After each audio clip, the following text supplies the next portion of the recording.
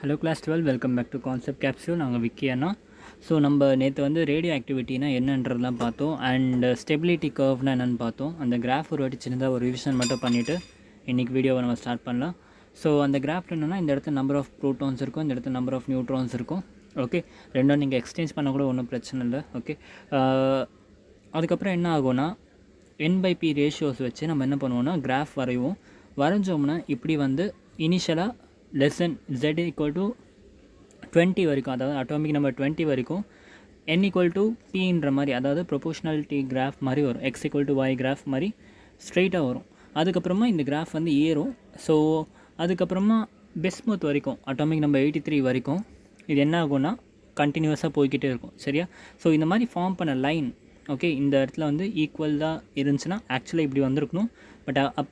But due to some ratio, okay, அந்த ரேஷியோட அந்த N/P வேல்யூவோட அந்த மைன்யூட் சேஞ்சஸ்னால இந்த கிராஃப் வந்து லைட்டாக கொஞ்சம் மேலே ஆகிடும். இந்த கர்வ் வந்து கொஞ்சம் லைட்டாக மேலே போயிடும்.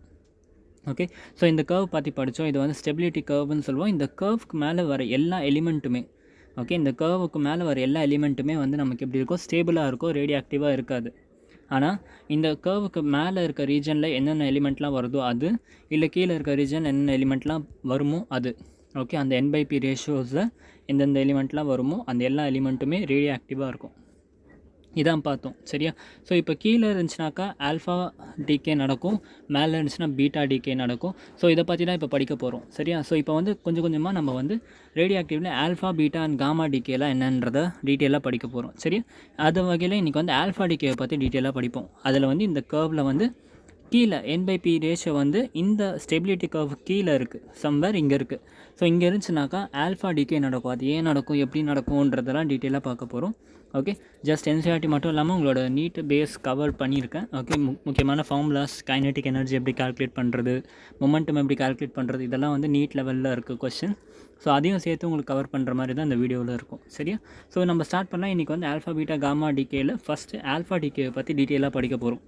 ஆல்ஃபா டிகே என்னது, அதோட ப்ராப்பர்ட்டிஸ் என்ன, அண்ட் அதோட மாஸ் எப்படி கால்குலேட் மொமெண்டம் எப்படி கால்குலேட் பண்ணுறது, கைனெட்டிக் எனர்ஜி எப்படி கால்குலேட் பண்ணுறது, அண்ட் இதை பற்றிலாம் டீட்டெயிலாக பார்ப்போம். சரியா? So let us begin the lecture. So first வந்து alpha decay. Alpha particle is helium nucleus. இதை ஃபஸ்ட்டு உங்களுக்கு தெரியுமா? நான் ஆல்ரெடி சொல்லியிருப்பேன். ஆல்ஃபா பார்ட்டிக்கல்னால் ஒன்றும் இல்லை, உங்களோட ஹீலியமோட நியூக்ளியஸ் தான் ஆல்ஃபா பார்ட்டிக்கல் அப்படின்னு சொல்லுவோம். ஓகே, ஹீலியமோட நியூக்ளியஸ் எப்படி இருக்கும், ஹீலியமில் எத்தனை ஆட்டம்ஸ் இருக்கும், ஹீலியமில் எத்தனை எலக்ட்ரான்ஸ் இருக்கும், 2 எலக்ட்ரான்ஸ் இருக்கும். 2 எலக்ட்ரான்ஸ் இருக்குன்னா என்ன அர்த்தம், 2 எலக்ட்ரான்ஸ் இருக்குன்னா 2 ப்ரோட்டான்ஸ் இருக்கும்னு அர்த்தம். கரெக்டாக? ஹீலியமில் வந்து number of electron is equal to number of proton. So வந்து எண்ணும் வந்து P தான், 2 தான். நியூட்ரானும் சரி, ப்ரோட்டானும் சரி, ரெண்டுமே 2 இருக்கும் ஹீலியமில். ஓகே, இதுக்கு வெளியே 2 எலக்ட்ரான் இருக்கும், அதை பற்றி நம்ம கேர் பண்ண தேவையில்லை. So alpha decay, alpha particle ஜென்ரலாக யார் அப்படின்னு பார்த்தாக்கா உங்களோட ஹீலியமோட நியூக்ளியஸ் தான் என்ன சொல்லுவோம், ஆல்ஃபா பார்ட்டிகல்ஸ் அப்படின்னு சொல்லுவோம். சரியா? So which is equal to 2p and 2n. Okay, so அதை வந்து நீங்கள் ஆல்ஃபா பார்ட்டிக்கலை இந்த மாதிரி சிம்பாலிக்காக சொல்லிக்கலாம். ஹீலியம் ஆட்டம் 4-2ன்னு சொல்லிக்கலாம். அப்படி இல்லாட்டி நீங்கள் ஜஸ்ட் ஆல்ஃபான்னு சொல்லிக்கலாம். ரெண்டுமே ஒரே மீனிங் தான். நீங்கள் இப்படி ஆல்ஃபான்னு போடுறதும் ஒன்று தான், ஹீலியம் 4/2ன்னு போடுறதும் ஒன்று தான். இது இந்த அட்டாமிக் நம்பர், மேலே இருக்கிறது மாஸ் நம்பர். புரிஞ்சா? ஸோ இப்போ இதை வச்சு சொல்லுங்கள், ஒரு ஆல்ஃபா பார்ட்டிக்கலோட மாஸ் எவ்வளோ இருக்கும் நீங்களே சொல்லுங்கள். கான்செப்ட் எல்லாம் சொல்லி கொடுத்துட்டேன். அப்போ ஹீலியம் ஆட்டமை வச்சு நீங்கள் சொல்லலாம் ஆல்ஃபா பார்ட்டிக்கலுக்கு எவ்வளோ மாஸ் இருக்கும். அட்டாமிக் மாஸ் எவ்வளோ, இல்லை மாஸ் நம்பர் எவ்வளோ, மாஸ் நம்பர் 4. மாஸ் நம்பர்லேருந்து நம்ம டேரெக்டாக மாஸ் சொல்லிக்கலாம். எவ்வளோ எப்படி சொல்லலாம், ஜஸ்ட் மாஸ் நம்பர் கூட AMU போட்டோம்னா அது வந்து மாஸ் கொடுத்துரும். அப்போ ஹீலியம் ஆட்டமோட மாஸ் எவ்வளோ இருக்கும், ஹீலியம் பார்ட்டிக்கலோட மாஸ் எவ்வளோ இருக்கும்னாக்கா 4 AMU.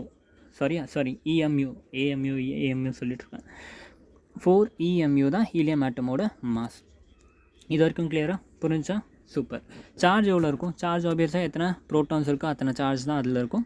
ஸோ 2 ப்ரோட்டான் இருக்குது ஹீலியம் நியூக்ளியஸை. ஸோ அதோட சார்ஜ் வந்து +2e இருக்கும். சரி? ஸோ இதுதான் major properties of alpha particle. Mass வந்து 4 EMU இருக்கும், சார்ஜ் வந்து +2e இருக்கும். சரியா? சிம்பலிக்கெல்லாம் நம்ம ஹீலியம்னு ரெப்ரசென்ட் பண்ணாலும் சரி, ஆல்ஃபான்னு ரெப்ரசென்ட் பண்ணாலும் சரி, எல்லாம் ஒன்று தான். ஓகே, ஸோ இப்போ வந்து அடுத்த கேள்வி, எதுக்கு ஹீலியம் டிகே நடக்குது அண்ட் எப்படி வந்து நடக்குது. ஓகே, எதுக்கு நடக்குதுன்றதை ஆல்ரெடி உங்களுக்கு சொல்லிட்டேனா இல்லையா? கரெக்ட், சொல்லிட்டேன். ஏன் நடக்குது அப்படின்னாக்கா, நியூக்ளியஸ் வந்து ஸ்டேபிள் ஸ்டேட்டுக்கு வரணும். அது வர்றதுக்காக சில எலக்ட்ரான்ஸ் என்ன பண்ணுது, சில பார்ட்டிகல்ஸை நியூக்ளியஸ் வந்து வெளியே அனுப்புது. அதுதான் ஆல்ஃபா பார்ட்டிகல்ஸ். இந்த மாதிரி பீட்டா பார்ட்டிகல்ஸ்க்கும் இதே டெஃபினேஷன் தான் வரும். காமா பார்ட்டிகல்ஸ்க்கு பார்ப்போம். சரியா? ஸோ இதுதான் வந்து ஆக்சுவலாக ரீசன். சிம்பிள் ரீசன் என்னன்னா, ஆல்ஃபா டிகே எதுக்கு நடக்குது அப்படின்னாக்கா, just for attaining the stability. Okay, super. So அப்படி பார்த்தோம்னாக்கா, இப்போது ஏதோ ஒரு எலிமெண்ட், ஓகே, லெட்டஸ் அஸ்யூம் எக்ஸ்ன்ட்டு ஒரு எலிமெண்ட் இருக்குது. ஓகே, இது வந்து ரேடியோ ஆக்டிவாக இருக்குதுன்னு வச்சுப்போம். Okay, radio active element X, அதோட அட்டாமிக் நம்பர் ஜெட்டாக இருக்கும், மாஸ் நம்பர் வந்து ஏவாக இருக்கும். எல்லாருக்குமே தெரிஞ்ச விஷயம் தான். சரியா? ஸோ இப்போ இதில் வந்து ரேடியேஷன் வருதுன்னா let's assume alpha particles emit ஆகுது. அப்போ என்ன அர்த்தம்? என்ன எமிட் ஆகுது? ஆல்ஃபா பார்ட்டிகல் எமிட் ஆகுதுன்னா ஹீலியம் ஆட்டம் எமிட் ஆகுதுன்னு அர்த்தம். கரெக்டாக? அப்போ ஒரு ஹீலியம் ஆட்டம் இதுலேருந்து வெளியே வருதுன்னு அர்த்தம். ஹீலியம் ஆட்டம்னு என்ன இருக்கும்? Atomic number 2, mass number 4. புரிஞ்சா? ஸோ இப்போ இந்த ஆட்டம்லேருந்து, இந்த நியூக்ளியஸில் இருந்து, சரியா, எக்ஸாக்டாக நியூக்ளியஸை பற்றி படித்தோம்னாக்கா, இந்த நியூக்ளியஸ் வந்து ஒரு ஹீலியம் ரேஞ்சுக்கு ஒரு பார்ட்டிக்கல் வெளியே வந்துடுச்சுன்னா, அப்போ இது நார்மலாக இருக்கிற மாதிரி இருக்குமா, இல்லை வந்து இதோட ஸ்டேட்டில் இருந்து கொஞ்சம் கம்மியாகிடுமா? ஆப்வியஸாக கம்மியாகிடும். கரெக்டாக? ஏன்னா இதுலேருந்து சில ப்ரோட்டான்ஸ், சில நியூட்ரான்ஸ் தான் என்ன ஆகிடுச்சு, போயிடுச்சு. கரெக்டு தானே? ஹீலியமில் பாருங்கள், 2 ப்ரோட்டான், 2 நியூட்ரான் இருக்குது. அப்போ இதில் 2 ப்ரோட்டானும் 2 நியூட்ரானும் கம்மி ஆகிடுச்சு. கரெக்டாக இல்லையா? S, correct. ஸோ அப்போ இந்த பார்ட்டிக்கல் இனிஷியலாக இவ்வளோ ப்ரோட்டான்ஸ் அண்ட் இவ்வளோ ப்ரோட்டான்ஸ் வச்சுருக்கிறது, டியூ டு ரேடியேஷன் இதோட ப்ரோட்டான்ஸ் அண்ட் நியூட்ரான்ஸோட குவான்டிட்டி வந்து கம்மியாகிடும். அது கம்மி ஆனதுக்கப்புறம் இது இதே ஸ்டேட்டில் இருக்குமா, இல்லை ஒரு புது ஃபார்முக்கு மாறுமா? கண்டிப்பாக புது ஃபார்முக்கு மாறும். கரெக்டாக? இப்போ ஃபார் எக்ஸாம்பிள், நீங்கள் வந்து ஒரு பெரிய பாக்ஸ் வச்சுருக்கீங்க. ஓகே, இந்த பாக்ஸை நான் 2ஆக உடச்சி கொடுங்க அப்படின்னு சொன்னால், இந்த 2 பாக்ஸை நீங்கள் 2ஆக உடச்சிட்டு எனக்கு இது ஒரு பாக்ஸாக கொடுத்துருவீங்க. கரெக்டாக? அப்போ இந்த ஃபுல் பாக்ஸ் தான் ஆக்சுவலாக உங்கள் கையில் 2ஆக இப்படி வந்திருக்கு. அதே மாதிரி தான் இந்த ஃபுல் ஆட்டம் தான் என்ன ஆகிடுச்சு, இப்போ ரேடியேட் ஆகிடுச்சு, ஆல்ஃபா பார்ட்டிக்கலாக கொஞ்சம் போயிடுச்சு, மீதி இருக்கிறது இந்த மாதிரி ஒரு ஃபார்மில் வந்துடுச்சு. ஓகே, ஸோ இப்போ மீதி இருக்க அந்த ஃபார்ம் தான் வந்து உங்களுக்கு இதே நீங்கள் என்ன மெட்டீரியல் எடுத்தீங்களோ அது கண்டிப்பாக இருக்காது, அதோட ஸ்டேட் மாறிடும். ஏன்னா number of protons and neutrons கம்மி ஆகிடுச்சு. ஸோ அப்போ அது வேறு ஒரு மெட்டீரியலாக மாறும். ஓகே, ஸோ அந்த மாறுற மெட்டீரியல் என்ன சொல்லுவோம்? டாட்டர் நியூக்ளியஸ் அப்படின்னு சொல்லுவோம். இனிஷியலாக இதை பேரண்ட் நியூக்ளியஸ் சொல்லுவோம், இதை வந்து டாட்டர் நியூக்ளியஸ் சொல்லுவோம். ஓகே, ஏன் சன் நியூக்ளியஸ் ஏன் சொல்லக்கூடாது அப்படின்னு கேட்காதீங்க, எல்லா இடத்துலையும் நடக்கிறது தானே அது. ஸோ டாட்டர் நியூக்ளியஸ், புரிஞ்சா? இது வரைக்கும் கிளியர்? ஸோ இந்த டாட்டர் நியூக்ளியஸ்க்கு நீங்கள் ஈஸியாக வந்து அட்டாமிக் நம்பரும் மாஸ் நம்பரும் கண்டுபிடிச்சிடலாம். எப்படி கண்டுபிடிக்கலாம் அப்படின்னாக்கா, இப்போ உங்கள் கையில் வந்து ஒரு ஹீலியம் ஆட்டம் இருக்குது. ஓகே, இந்த இடத்துல உங்களுக்கு ஒரு ஃபார் எக்ஸாம்பிள் யுரேனியம் இருக்குதுன்னு வச்சுக்கோங்களேன். யுரேனியமில் ரேடியேஷன் ஆனதுக்கப்புறமா வேறு ஒரு எலிமெண்ட்டாக அது ஃபார்ம் ஆகும். அந்த எலிமெண்ட்டோட அட்டாமிக் மாஸ் எல்லாத்தையும் நீங்கள் கண்டுபிடிச்சிடலாம் when you know the radiation energy. எப்படின்னு பார்ப்போம். சரியா? ஒரு சின்ன லா ஒன்று இருக்குது அதுக்கு. Sum of atomic number and atomic mass on both the side must be equal. Law of conservation of mass தான் பேசிக்கலாக பார்த்தோம்னா. sum of atomic number and atomic mass. Okay, atomic number and mass number. Okay, mass நம்பரையும் atomic நம்பரையும் some பண்ணோம்னா left hand சைடாக இருக்கட்டும் right hand சைடாக இருக்கட்டும் ஈக்குவலாக இருக்கும். நல்லா நீங்கள் பாருங்கள், புரியும். இது என்னது? Mass number. கரெக்டாக? Mass number. இது என்னது? Atomic number. இது ரெண்டுத்தையும் நான் சம் பண்ணுறேன், A + Z பண்ணுறேன். ஓகே, இதோட டாட்டர் நியூக்ளியஸ்க்கும் நான் A + Z பண்ணனா இதுவும் ஈக்குவலாக இருக்கணும். ஓகே, டாட்டர் நியூக்ளியஸ் சைடில் இருக்க இதையும் சம் பண்ணோம்னா, அதாவது இந்த இடத்துல அட்டாமிக் நம்பர் வந்து இவ்வளோ இருக்கா, ஏன்னு இருக்கா, மாஸ் நம்பர் இவ்வளோ இருக்கா, ஏன்னு இருக்கா. இந்த பக்கம் நான் இந்த மாஸ் நம்பர் ரெண்டுத்தையும் ஆட் பண்ணனா எனக்கு வந்து ஏன்னு வரணும். அதே மாதிரி கீழே வந்து ஜெட்டுன்னு இருக்கா அட்டாமிக் நம்பர், கீழே இது ரெண்டுத்தோட அட்டாமிக் நம்பரையும் நான் ஆட் பண்ணனா எனக்கு அதே மாதிரி ஜெட்டுன்னு வரும். சரியா? அப்போ ஆப்வியஸாக எப்படி இருக்கும்? இந்த இடத்துல ஆல்ரெடி 4 போயிடுச்சு, ஏல வந்து இந்த இடத்துல வந்து 4 போயிடுச்சு. அப்போ இந்த இடத்துல மீதி எவ்வளோ இருக்கும்? ஏல 4 போயிடுச்சுனாக்கா A - 4 தான் மீதி இருக்கும். ஓகே, ஸோ இப்போ ஆட் பண்ணி பாருங்கள், 4 + A - 4 வரும் A. ஸோ பாருங்கள், அட்டாமிக் மாஸ் நம்பரும் இந்த மாஸ் நம்பரும் ஈக்குவலாக இருக்குது. அதே மாதிரி இந்த இடத்துல அட்டாமிக் நம்பர் Z இருக்குது, அதில் 2 ப்ரோட்டான்ஸ் போயிடுச்சு. அப்போ அட்டாமிக் நம்பர் என்ன ஆகிடும்? டாட்டருக்கு Z - 2 மாறிடும், Z - 2. கரெக்டாக? இப்போ நீங்கள் செக் பண்ணிக்கோங்க, Z + Z - 2 2 + Z - 2 என்ன வரும்? 2ம் 2ம் கேன்சல், Z மட்டும் இருக்குது. ஸோ பாருங்கள், left hand side right hand side equal ஆகிடுச்சு. சரியா? ஸோ அப்போ இதுபடி நம்ம என்ன சொல்லலாம்? பேரண்ட் நியூக்ளியஸ் வந்து டாட்டர் நியூக்ளியஸ்க்கு ஜஸ்ட் சிம்பிள் ஃபார்முலா தான், A - 4 / Z - 2 பண்ணால் போதும், டாட்டர் நியூக்ளியஸ் என்னன்னு தெரிஞ்சிடும். ஓகே, மேலே வந்து 4 அட்டாமிக் நம்பர், அதான் மாஸ் நம்பரை வந்து 4ஆல் மைனஸ் பண்ணணும், அட்டாமிக் நம்பரை 2ஆல் மைனஸ் பண்ணணும். புரிஞ்சா? ஸோ இந்த மாதிரி கண்டுபிடிச்சிடலாம். ஃபார் எக்ஸாம்பிள் யுரேனியமே எடுத்துக்கோங்க. யுரேனியமில் வந்து அட்டாமிக் நம்பர் 92, மாஸ் நம்பர் வந்து 238. யுரேனியம் வந்து ஒரே ஒரு ஆல்ஃபா பார்ட்டிகல் வெளியே விட்டுருச்சு. அப்போ என்ன ஒரு ஹீலியமாக வெளியே விட்டுருச்சு. அப்போ மீதி என்ன அது கொடுக்கும்? ஹீலியம் ஒன்று வெளியே கொடுத்ததுக்கப்புறம் மீதி என்ன கொடுக்கும்? 92ல் 2 போயிடுச்சுன்னா மீதி என்ன இருக்குது? 90 அட்டாமிக் நம்பர். 238ல் 4 போயிடுச்சுன்னா 234. அப்போ இது கொடுத்துருக்க அந்த டாட்டர் நியூக்ளியஸ்க்கு வந்து 90 வந்து அட்டாமிக் நம்பராக இருக்கும், 234 வந்து மாஸ் நம்பராக இருக்கும். சரியா? ஸோ இது பீரியாடிக் டேபிளில் பார்த்தோம்னா தோரியமுக்கு அந்த வேல்யூ இருக்கும், தோரியம். ஓகே, ஸோ எக்ஸாமில் நீங்கள் இந்த மாதிரி தோரியம் எழுதணுன்ட்டு கூட அவசியம் இல்லை, நீங்கள் டேரெக்டாக ஒயின்னு போட்டுக்கலாம். ஒய் வந்து டாட்டர் செல். புரிஞ்சா?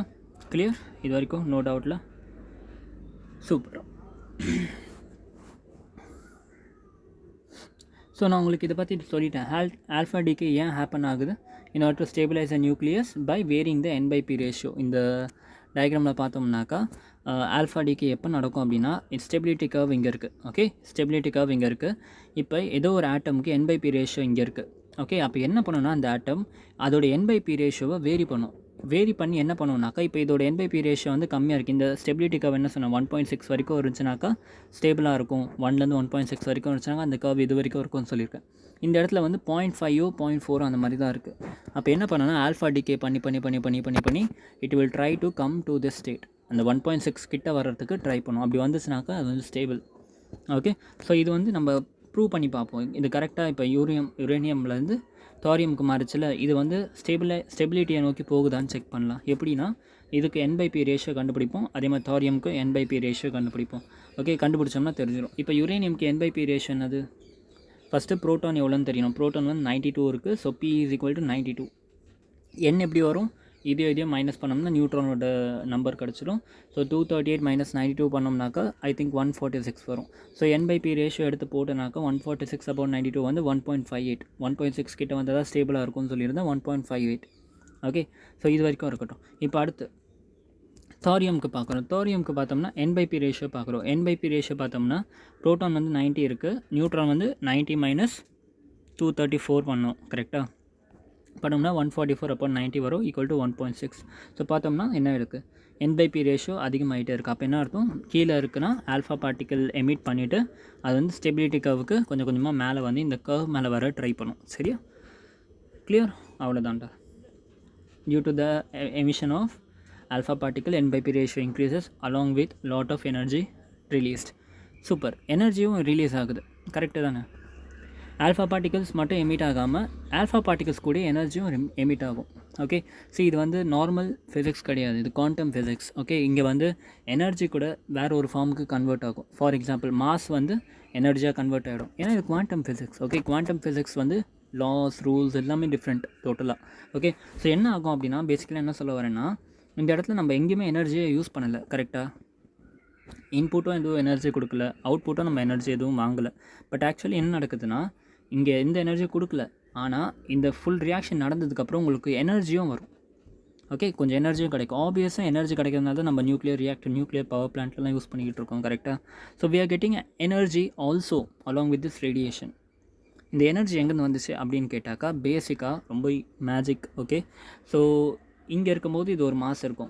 ஓகே, இங்கே வரும்போது இதோட மாஸ் வந்து சேஞ்ச் ஆகிடும். ஃபார் எக்ஸாம்பிள் இங்கே இருக்கும்போது இதோட மாஸ் எம்னா தோரியமோட மாஸும் இதோட மாஸையும் ஆட் பண்ணிங்கன்னா எம்முக்கு ஈக்குவலாக இருக்காது, கொஞ்சம் மாஸ் கம்மியாகிடும். அப்போ எவ்வளோ கம்மியாகும்னா ஃபார் எக்ஸாம்பிள் 0.002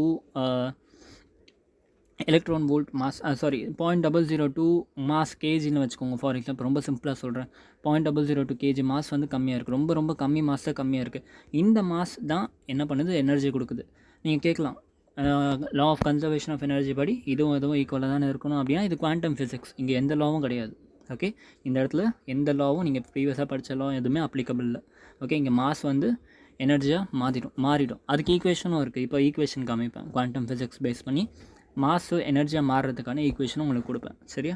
ஸோ அதனால் ஒரு எனர்ஜி கிரியேட் ஆகுது. இப்போ அந்த எனர்ஜியை பற்றி படிப்போம். ஓகே, எனர்ஜி இன் டிகேன்னு சொல்லுவாங்க. அதை வந்து அந்த எனர்ஜி லாஸ் இருக்கலாம், அதை வந்து எனர்ஜி இன் டிகேன்னு சொல்லுவாங்க, மாஸ் டிஃபெக்ட் அப்படின்னு கூட சொல்லலாம். ஸோ எப்படின்னா இந்த இடத்துல வந்து ஒரு எலிமெண்ட் இருக்குது, இதுக்கு வந்து ஏதோ ஒரு மாஸ் இருக்கும். ஓகே, அது வந்து ஹீலியம் அண்ட் அதோட டாட்டர் நியூக்ளியஸாக மாறினதுக்கப்புறமா along with these two product கொஞ்சம் எனர்ஜியும் வரும். ஓகே. இந்த எனர்ஜி ஏஎம்யூவில் மெஷர் பண்ணிக்கலாம் நம்ம. ஓகே, ஃபார் எக்ஸாம்பிள் 0.0002 ஏஎம்யூ, இவ்வளோ கம்மி எனர்ஜி. ஓகே, இவ்வளோ கம்மி எனர்ஜி சேஞ்ச் வேரியேஷன் இருந்தால் கூட அது வந்து ஒரு மிகப்பெரிய அளவில் எனர்ஜி கொடுக்கும். ஓகே, ஸோ அந்த எனர்ஜியோட வேல்யூ என்ன வரும்னா டேரெக்டாக எழுதிக்கோங்க. அந்த எனர்ஜியோட வேல்யூ என்ன இருக்கும்னா சேஞ்ச் இன் எனர்ஜி, அதாவது சேஞ்ச் இன் மாஸ். இந்த இடத்துலேருந்து இந்த இடத்துல வரதுக்கு எவ்வளோ மாஸ் சேஞ்ச் ஆகிருக்கு அப்படின்னாக்கா பேரண்ட் நியூக்ளியஸ். ஓகே, அதோட மாஸ் மைனஸ் என்ன பண்ணணும், இந்த இடத்துல ப்ளஸ்ன்னு எழுதிக்கோங்கடா. இந்த இடத்துல ஒரு சின்ன கரெக்ஷன், ப்ளஸ்ன்னு எழுதிக்கோங்க. Mass of the alpha particle, இந்த ஆல்ஃபா பார்ட்டிகளோட mass plus mass of this என்னது டாட்டர் பார்ட்டிக்கல். இந்த ரெண்டு மாஸையும் மைனஸ் பண்ணிட்டோம்னா ஒரு சேஞ்ச் கிடைக்குது. அதுதான் டெல்டா எம்மோட ஃபார்முலா. பேசிக் ஜென்ரல் நாலேஜ் தான் இது. ஒரு மாஸ் இருக்குது, இது ரெண்டுத்தையும் ஆட் பண்ணால் ஒரு மாஸ் வரும். அந்த ரெண்டு மாஸையும் நம்ம மைனஸ் பண்ணோம்னா சேஞ்ச் இன் மாஸ் கிடச்சிடும். Okay, so change in mass equal to M X minus alpha பார்ட்டிக்கலோட மாஸ் ப்ளஸ் டாட்டர் நியூக்ளியஸோட மாஸ். இந்த இடத்துல ப்ளஸ்ன்னு எழுதிக்கோங்க. கரெக்ஷன், சின்ன கரெக்ஷன், ப்ளஸ்ன்னு போட்டுக்கோங்க. Okay, clear, super. So energy, இந்த மாஸ்னால் சேஞ்ச் இன் மாஸ்னால் வர எனர்ஜிக்கு குவாண்டம் ஃபிசிக்ஸில் ஒரு ஈக்குவேஷன் இருக்குது. Delta M is equal to அந்த சேஞ்ச் இன் எனர்ஜி. அதுக்கு ஓகே, எனர்ஜி டியூட் இந்த இடத்துல டெல்டா எம் இல்லை டெல்டா க்யூன்னு போட்டுக்கலாம், இல்லை க்யூன்னு போட்டுக்கோங்க. Q is equal to delta M into C square. இதான் formula, delta M into C square. இந்த டெல்டா எம்க்கு பதிலாக என்ன போட்டுக்கலாம், நமக்கு தெரிஞ்ச இந்த ஈக்குவேஷனை போட்டுக்கலாம். மகப்பே அடிக்க தேவையில்ல. ரியாக்டண்ட்டை மைனஸ் ப்ராடக்ட்டில் இருக்கிறத ஆட் பண்ணணும், அவ்வளோதான். சேஞ்ச் இன் மாஸ் கிடச்சிரும். ஓகே, ஸோ எம்எக்ஸ் மைனஸ் இந்த இடத்துல அகைன் நான் தப்பு பண்ணியிருக்கேன், ப்ளஸ் வரும். M alpha plus MY, M alpha plus MY into C square. C தான் வந்து உங்களுக்கு லைட்டோட ஸ்பீட். ஓகே, ஸோ இன்னும் கொஞ்சம் நேரத்துக்கு அப்புறம் நான் க்யூக்கு வந்து ஒரு ஷார்ட் ட்ரிக் சொல்லித்தரேன். ஏன்னா சி வந்து உங்களுக்கு வந்து என்ன தெரியும், மீட்டர் பர் செகண்ட் தான் தெரியும். எம் வந்து கேஜியில் கொடுத்துருப்பாங்களா, கொடுத்துருக்க மாட்டாங்க. ஓகே, ஏஎம்யூவில் கொடுத்துருப்பாங்க. ஸோ ஏஎம்யூவில் கொடுத்தாக்கா நம்ம எனர்ஜிக்கு வந்து ஒரு கான்ஸ்டண்ட்டாக ஒரு ஈக்குவேஷன் எலக்ட்ரான் வோல்ட்டில் கொண்டு வரணும். சரி, அதுக்கு வந்து ஒரு ஷார்ட் ட்ரிக். இவ்வளோ பெருசாக நீங்கள் கன்வர்ஷன்லாம் எதுவும் போடாமல் சின்னதாக ஒரு ஷார்ட் ட்ரிக் சொல்கிறேன், இப்போயே நோட் பண்ணிக்கோங்க. இந்த இடத்துல இதான் எழுதிக்கோங்க. Q energy equal to delta M into 931.5 MeV, அதாவது மெகா எலக்ட்ரான் வோல்ட். ஓகே, இந்த ஷார்ட் ட்ரிக் எழுதிக்கோங்க. Delta M into 931.5 mega electron volt. So இந்த ஃபார்மில் நீங்கள் என்ன பண்ணிக்கலாம்னா டெல்டா எம்க்கு பதிலாக டேரெக்டாக உங்கள் கொஷனில் வந்து எல்லாமே ஏஎம்யூவில் கொடுத்துருப்பாங்க. ஓகே, கொஷனில் வந்து எல்லாமே ஏஎம்யூவில் கொடுத்துருப்பாங்க. ஜஸ்ட் நீங்கள் டேரெக்டாக என்ன பண்ணிக்கலாம், இதையும் ஏஎம்யூவில் போட்டுக்கலாம், இதையும் ஏஎம்யூவில் போட்டுக்கலாம், இதையும் ஏஎம்யூ போட்டுக்கலாம். இன்ட்டு 931.5 பண்ணிங்கனாக்கா டேரெக்டாக உங்களுக்கு எனர்ஜி வந்து மெகா எலக்ட்ரான் வோல்ட்டில் கிடைக்கும். சரியா? ஸோ எந்த வித கன்வர்ஷன் எதுவுமே தேவைப்படாது. ஸோ டேரெக்டாக நீங்கள் Q கண்டுபிடிச்சிக்கலாம். ஓகே, ஸோ இந்த கொஷின் பேஸ் பண்ணி உங்கள் NEET and JEE advance level, in fact மெயின்ஸில் கூட நிறைய கொஷின் கேட்டிருக்காங்க. ஓகே, ஸோ இது வந்து உங்களுக்கு எனர்ஜி பற்றி ஃபுல்லாக படிச்சிட்டிங்க. ஓகே, ஸோ எனர்ஜி வந்து எப்படி வெளியே வந்துச்சுன்னு பார்த்தாச்சு. அடுத்து எனர்ஜி வெளியே வருதுன்னா ஆப்வியஸாக எந்த ஃபார்மில் வரும்? ஏதோ ஒரு ஃபார்மில் எனர்ஜி வந்து வெளியே வரப்போகுது. கரெக்டாக? அது எந்த ஃபார்மில் வரும்னா கைனெட்டிக் எனர்ஜி ஃபார்மில் வரும். சரியா? அதுக்கு முன்னாடி மொமெண்டமும் இங்கே இருக்கும். கரெக்டாக? கண்டிப்பாக மொமெண்டமும் இருக்கும். ஏன் அப்படி சொல்கிறேன் அப்படின்னா, இந்த இடத்துல ஒரு பெரிய கன் இருக்குது. கரெக்டாக? கன் இருக்குது. கன்னை ஷூட் பண்ணும்போது இந்த இடத்துல என்ன கன்சர்வேஷன் நடக்குது? கன்சர்வேஷன் ஆஃப் மொமெண்டம் நடக்குது. கரெக்டாக? இந்த இடத்துல புல்லட் வந்து ஒரு ஸ்பீடில் போகும், கன் வந்து ஒரு ஸ்பீடில் ஆப்போசிட் டைரெக்ஷனில் போகும். அதே மாதிரி தான் இந்த இடத்துல ஒரு பெரிய யுரேனியம் பார்ட்டிக்கல் இருக்குது. இதிலிருந்து ஆல்ஃபா பார்ட்டிக்கல் சட்டுன்னு இப்படி புல்லட் மாதிரி வெளியே வருது. அப்போ என்ன ஆகும்? அந்த புல்லட் மாதிரி வெளியே வரும்போது ஆல்ஃபா பார்ட்டிக்கல் யுரேனியம் ஃபஸ்ட்டு தாரியமாக மாறிடும். தாரியமாக மாறிட்டு அந்த தாரியம் இந்த சைடில் போகும், யுரேனியம் ஆட்டம் வந்து அந்த ஆல்ஃபா பார்ட்டிக்கல் வந்து இந்த சைடில் போகும். ஸோ இந்த இடத்துலையும் வந்து கன்சர்வேஷன் மொமெண்டம் நம்ம அப்ளை பண்ணலாம். கரெக்டாக? ஸோ அப்போ அந்த மொமெண்டம் கால்குலேட் பண்ணுறதுக்கு ஒரு ஃபார்முலா கண்டுபிடிக்கிறோம். சரியா? ஸோ அந்த ஃபார்மில் எப்படி கண்டுபிடிக்கிறதுன்னு பாருங்கள். ஓகே, இதெல்லாம் டேரெக்டாக நியூமெரிக்கல் கேட்பாங்க. ஓகே, அதனால தான் உங்களுக்கு போட்டுட்ருக்கேன். ஸோ இந்த இடத்துல வந்து உங்கள் யுரேனியம் ஆட்டம் அதுலேருந்து வந்து நமக்கு தாரியம் ஆகிடுச்சு, இன்னொரு பக்கம் ஆல்ஃபா பார்ட்டிக்கல். ஸோ அப்படி ஆகும்போது ஆல்ஃபா பார்ட்டிக்கல் ஒரு ஸ்பீடில் வந்து இந்த சைடில் மூவ் ஆகிட்டு இருக்குன்னா அதுக்கு ஆப்போசிட் சைடில் தாரியம் வந்து மூவ் ஆகும். ஆல்ஃபா பார்ட்டிக்கலோட வெலாசிட்டி நான் வி ஆல்ஃபான்னு சொல்கிறேன், தாரியமோட வெலாசிட்டி விஒய். ஜெனரல் தாரியம் தான் இல்லை, என்ன வேணாலும் இருக்கலாம். ஓகே, நான் உங்களுக்கு ஃபார் எக்ஸாம்பிள் நல்லா ஈஸியாக புரியணுன்றதுக்கு தாரியம் சொல்கிறேன். டாட்டர் நியூக்ளியஸோட வெலாசிட்டி வந்து விஒய்னு வச்சுக்கிறோம். Okay, so conservation of momentum படி உங்களுக்கு என்ன தெரியும்? Initial momentum should be equal to final momentum. அதான் உங்களுக்கு தெரிஞ்ச விஷயம். கரெக்டாக? ஸோ இனிஷியல் மொமெண்டமாக நான் PI ஈக்குவல் டு 0ன்னு சொல்லிக்கலாமா? ஏன்னா இனிஷியலாக மொமெண்டம் எதுவுமே இல்லாமல் இருக்குது. ஃபைனலாக இது வந்து இந்த ப்ராசஸ் நடந்து முடிஞ்சதுக்கப்புறமும் என்னோடய ஃபைனல் மொமெண்டமும் 0வாக இருந்தால் தான் மொமெண்டம் வந்து கன்சர்வ் ஆகிடுச்சுன்னு அர்த்தம். கரெக்டாக? கன்சர்வேஷன் ஆஃப் மொமெண்டம் படி. ஸோ இந்த இடத்துல என்ன ஆக போகுது அப்படின்னாக்கா, ஃபைனல் மொமெண்டம் யார் இருக்கா, யாரால் டிபெண்ட் ஆகிருக்கு? ஒன்று ஆல்ஃபா பார்ட்டிக்கல், இன்னொன்று இந்த டாட்டர் நியூக்ளியஸ். ஓகே, ஆல்ஃபா பார்ட்டிக்கலோட மொமெண்டமுக்கு என்ன form? Momentum equal to mass into velocity. இந்த ஃபார்மில் தெரிய இருக்கும். கரெக்டாக? அப்போ mass of alpha particle into velocity of alpha particle பண்ணால் ஆல்ஃபா பார்ட்டிக்கலோட மொமெண்டம் கிடச்சிரும். அதே மாதிரி mass of daughter nucleus into velocity of daughter nucleus பண்ணோம்னாக்கா இதோட இது கிடச்சிரும். So according to this formula M alpha into V alpha is equal to M Y into V Y. Okay, just இல்லை எல்லாமே கொடுத்துருப்பாங்க, என்ன கேட்குறாங்களோ அது மட்டும் கொடுத்துருக்க மாட்டாங்க. ஜஸ்ட் டேரெக்டாக அப்ளை பண்ணிங்கன்னா மொமெண்டமும் கிடச்சிரும், மாஸ் வெலாசிட்டி ரெண்டுமே கிடச்சிரும். அதை வச்சு நீங்கள் மொமெண்டமும் கண்டுபிடிச்சிடலாம். Okay, so this is all about this momentum. So அதுக்கப்புறம் வெலாசிட்டி வந்துச்சா? வெலாசிட்டி வந்தால் என்ன அர்த்தம்? கைனடிக் எனர்ஜியும் இன்வால்வ் ஆயிருக்கு. ஸோ கைனடிக் எனர்ஜிக்கு ஒரு ஃபார்முலா இருக்குது, அதையும் கண்டுபிடிச்சோம்னா இன்றைக்கி lecture over. Okay, so kinetic energy of emitted alpha particle எப்படி கண்டுபிடிக்கிறதுன்னு பார்ப்போம். ஸோ இந்த இடத்துல வந்து நம்மளோட பேரண்ட் நியூக்ளியஸ் இருக்குது, இந்த இடத்துல ஆல்ஃபா பார்ட்டிக்கல் வந்துச்சு, டாட்டர் நியூக்ளியஸ் வந்துச்சு, நமக்கு எனர்ஜியும் கிடச்சிச்சு. இந்த எனர்ஜி தான் என்னது? கைனடிக் எனர்ஜியாக மாறப்போகுது. அந்த எனர்ஜி வந்து இதுக்கு கொஞ்சம் எனர்ஜி கொடுத்துரும், வெலாசிட்டி கொடுத்துரும், இதுக்கு ஒரு கொஞ்சம் வெலாசிட்டி கொடுத்துரும், இது ஒரு வெலாசிட்டியில் மூவ் ஆகும், இது ஒரு வெலாசிட்டியில் மூவ் ஆக போகுது. Okay, so in general kinetic எனர்ஜிக்கு என்ன ஃபார்முலா தெரியும்? ½ × mv² எல்லாருக்குமே தெரியும். கரெக்டாக? ½ × mv² கைனடிக் எனர்ஜியோட ஃபார்முலா. ஓகே, இந்த ½ × mv² நம்ம என்ன பண்ணுறோமோ இன் டர்ம்ஸ் ஆஃப் மொமெண்டம் எழுதுகிறோம். இன் டர்ம்ஸ் ஆஃப் மொமெண்டம் எழுதுனோம்னா நமக்கு ஏன்னா மொமெண்டமுக்கு ஒரு ஈக்குவேஷன் தெரியும், அதை வச்சு நம்ம மேட்ச் பண்ணிக்கலாம். ஸோ அதனால் என்ன பண்ணுறேன், மொமெண்டமோட ஃபார்முலா m × v. ஸோ இந்த kinetic energy formula in terms of momentum formula எப்படி எழுத போகிறோம் அப்படின்னா, விக்கு பதிலாக நான் p/mனு போட்டுக்கிறேன். விக்கு பதிலாக p/m போட்டுக்கிறேன். ஸோ அதனால் என்ன ஆகும், இந்த கைனடிக் எனர்ஜியோட ஃபார்முலாவில் விக்கு பதிலாக p/m போட்டனாக்கா p²/2m கிடைக்கும். கரெக்டாக? So kinetic energy equal to p²/2/m. Okay, அப்போ கைனடிக் எனர்ஜி வந்து இதுக்கும் இருக்க போது, இதுக்கும் இருக்க போது. ஸோ டோட்டல் எனர்ஜி எப்படி டிஸ்ட்ரிபியூட் ஆகும்? இது வேறு எந்த எனர்ஜியுமே இல்லைன்னு இன்வால்வ் பண்ணிக்கோங்க. வேறு எந்த எனர்ஜியுமே இல்லை, கைனடிக் எனர்ஜி மட்டும் தான் இருக்குன்னு அதுவும் பண்ணிக்கோங்க. ஸோ இதுக்கு கொஞ்சம் கைனடிக் எனர்ஜி, இது கொஞ்சம் கைனடிக் எனர்ஜியாக பிரிஞ்சிடும். So total energy is equal to kinetic energy of alpha particle plus kinetic energy of the daughter nucleus. Okay, kinetic energy of alpha particle p²/2m, அதாவது momentum of alpha particle square upon 2 times of mass of alpha particle plus momentum of y square upon 2 times mass of y. கரெக்டாக? So உங்கள் எல்லாருக்குமே தெரியும், just நான் பார்த்தோம் momentum வந்து இந்த alpha பார்ட்டிகளோட மொமெண்டமும் இதோட மொமெண்டமும் சேமாக இருக்கும்னு பார்த்தோம். ஜஸ்ட் நான் பார்த்தோம். கரெக்டாக? இதோட மொமெண்டமும் சேமாக இருக்கும்னு பார்த்தோம் according to this equation. see this alpha பார்ட்டிகளோட மொமெண்டமும் டாட்டர் நியூக்ளியஸோட மொமெண்டமும் சேம். அப்போ நான் என்ன சொல்லிக்கலாம், பி ஆல்ஃபாவும் பிஒயும் ஈக்குவல் டு பின்னு வச்சுக்கலாம். ரெண்டுத்துக்குமே ஒரே மொமெண்டம் தான். கரெக்டாக? ஸோ இப்போ என்ன பண்ணுறேன்னா, q is equal to p²/2m alpha plus p²/2my. கரெக்டாக? ஜஸ்ட் பேசிக் சால்வ் பண்ண போகிறேன். சால்வ் பண்ணிவிட்டு நான் மொமெண்டமோட இன் டர்ம்ஸ் ஆஃப் மொமெண்டம் கொண்டு வரேன். அதுக்கப்புறம் கைனடிக் எனர்ஜி ஆட்டோமேட்டிக்காக கிடைக்கும். எப்படின்னு சொல்கிறேன். ஸோ இப்போ இந்த ஈக்குவேஷன் நான் ரீஅரேஞ்ச் பண்ணி எழுதுகிறேன். என்ன ஆகும், 2 வந்து காமனாக எடுத்து அந்த பக்கம் மல்டிப்ளை பண்ணி 2q is equal to இதை எல்சிஎம்மும் எடுத்துறேன் side by side. p² × my plus p² × m alpha divided by m alpha into my. கரெக்டாக? ஸோ இப்போ இதை வந்து நான் என்ன பண்ணுறேன், இன் டர்ம்ஸ் ஆஃப் p² எழுதிக்கிறேன். p² equal to 2q. இந்த டேர்மை இந்த ஈக்குவேஷனில் p² காமனாக எடுத்துகிட்டு m alpha my அந்த சைடு மல்டிப்ளை பண்ணிட்டேன். மீதி கீழே இருக்கிறத இந்த பக்கம் டினாமினேட்டர் கொண்டு வந்துட்டேன். ஸோ அப்போ வந்து 2q m alpha my upon m alpha upon plus my. Okay, so p² value தெரிஞ்சுன்னா நான் டேரெக்டாக என்ன பண்ணிடலாம், கைனடிக் எனர்ஜி தனித்தனியாக கண்டுபிடிச்சிடலாம். Kinetic energy of alpha particle வேணால் p²/2m alpha.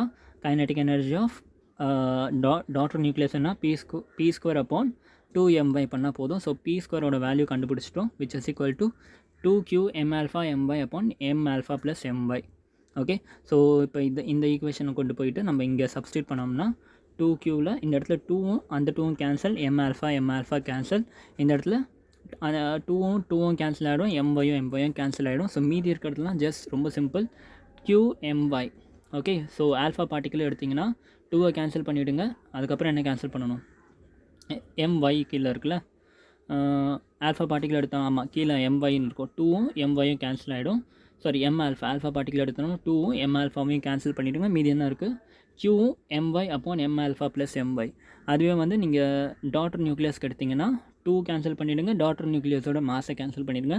q m alpha upon m alpha plus my. In general கீழே வந்து m alpha plus my காமனாக இருக்கும்.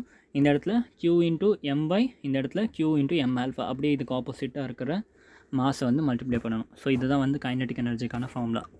ஓகே, ஸோ இந்த 4-5 ஃபார்முலா தெரிஞ்சுன்னா போதும், நம்ம வந்து ஆல்ஃபா டிகே பேஸ் பண்ணி எல்லா கொஷின்ஸையும் சால்வ் பண்ணிடலாம். ஓகே, இதை தாண்டி இந்த கொஷினுமே வராது. ஃபார் எக்ஸாம்பிள் கொஷின் இப்படி இருக்கும், யுரேனியம் கொடுத்துருவாங்க, அதோட மாஸ் கொடுத்துருவாங்க. மாஸ் ஆஃப் யுரேனியம் வந்து 238.0508. ஏன் இத்தனை டெசிமல் கொடுத்துருக்கேன்? ஏன்னா நான் உங்களுக்கு சொல்லியிருக்கேன், சின்ன 0.002 மாஸ் சேஞ்ச் இருந்தால் கூட உங்களுக்கு எனர்ஜி வந்து ட்ரெமெண்டஸாக கிடைக்கும். ஓகே, அது இப்போ இந்த கொஸ்டினில் உங்களுக்கு அது கிளியராக தெரிஞ்சிடும். அதே மாதிரி ஆல்ஃபா பார்ட்டிக்கலோட மாஸ் கொடுத்துட்டேன் 4.002, தோரியமோட மாஸும் கொடுத்துட்டேன் 234.043, ப்ளஸ் இந்த இடத்துல Q ஒரு எனர்ஜி கிடைக்குது. Find Q, kinetic energy of alpha particle and kinetic energy of this Y, அதாவது தோரியம். ஸோ Q கண்டுபிடிக்கிறதுக்கு ஜஸ்ட் நான் உங்களுக்கு ஒரு ஃபார்மில் சொன்னேன், டெல்டா M இன்ட்டு C² சொன்னேன். பட் இந்த ஃபார்மில் அப்ளை பண்ணாதீங்க. டேரெக்டாக என்ன பண்ணுங்கள், Q இஸ் ஈக்குவல் டு நான் சொன்ன short trick, delta M into 1 எவ்வளோ சொன்னேன், வேல்யூ மறந்துட்டேன், 931.5 மெகா எலக்ட்ரான் வோல்ட். இந்த ஃபார்மில் டேரெக்டாக அப்ளை பண்ணணும். டெல்டா எம்மோட வேல்யூ கண்டுபிடிக்கிறது easy, just basic mind calculation தான். இதோட மாஸ், ஓகே, இதோட மாஸ் மைனஸ் இது ரெண்டுத்தோட அடிஷன் பண்ணிங்கன்னா டெல்டா எம்மோட வேல்யூ கிடச்சிரும். ஸோ உங்களுக்கு ஃபார்முலாவே எழுதணும் அப்படின்னா இந்த இடத்துல எழுதியிருக்கேன், M of thorium uranium, mass of uranium minus mass of this plus mass of thorium, ரெண்டுத்தையும் ஆட் பண்ணிவிட்டு அது ரெண்டுத்தையும் ஃபைனலாக மைனஸ் பண்ணிவிட்டு இன்ட்டு ஜஸ்ட் 931.5 பண்ணிங்கன்னா in terms of mega electron volt உங்களோட எனர்ஜி கிடைக்கும். ஓகே, எவ்வளோ கிடைக்கும் அப்படின்னா எனர்ஜியோட வேல்யூ வந்து 4.28 மெகா எலக்ட்ரான் வோல்ட் கிடைக்கும். ஓகே, ஸோ ஒன்ஸ் எனர்ஜி கிடச்சிட்டா என்ன பண்ணணும், KE of alpha particle and KE of thorium கேட்டிருக்காங்க. ஸோ Qவோட வேல்யூ கண்டுபிடிச்சிங்க, மாஸ் ஆஃப் எல்லாமே கொடுத்துருக்காங்க, Qவோட வேல்யூ தெரியும், மாஸ் ஆஃப் எல்லாமே கொடுத்துருக்காங்க. ஸோ KEYயும் KE ஆல்ஃபாவும் நீங்கள் கண்டுபிடிச்சிடலாம். எல்லாமே வந்து சேம் யூனிட்டில் இருக்கும். ஓகே, மாதம் வந்து எலக்ட்ரான் வோல்ட்டில் தான் கொடுத்துருப்பாங்க, மாதம் AMUவில் தான் கொடுத்துருப்பாங்க, எனர்ஜியும் எலக்ட்ரான் வோல்ட்டில் இருக்குது. ஸோ நீங்கள் எந்த யூனிட் சேஞ்சுமே பண்ண தேவை, டேரெக்டாக ஃபார்மில் சப்ஸ்டியூட் பண்ணிங்கன்னா ஆன்சர் கிடச்சிடும். உங்கள் ஆன்சர் வந்து நீங்கள் செக் பண்ணிக்கலாம், உங்களுக்கு இந்த ஆன்சர் கிடச்சிச்சுனாக்கா நீங்கள் போட்டிருக்கிறது கரெக்டுன்னு அர்த்தம். Okay, so with this we will end this. நாளைக்கு வந்து முடிஞ்சால் பீட்டாவும் காமாவையும் ஒரே டைமில் படித்து நாளைக்கே முடிச்சிடலாம் இந்த டாப்பிக்கை. Okay, so with this we will end the video. Thank you so much, have a great day, good by.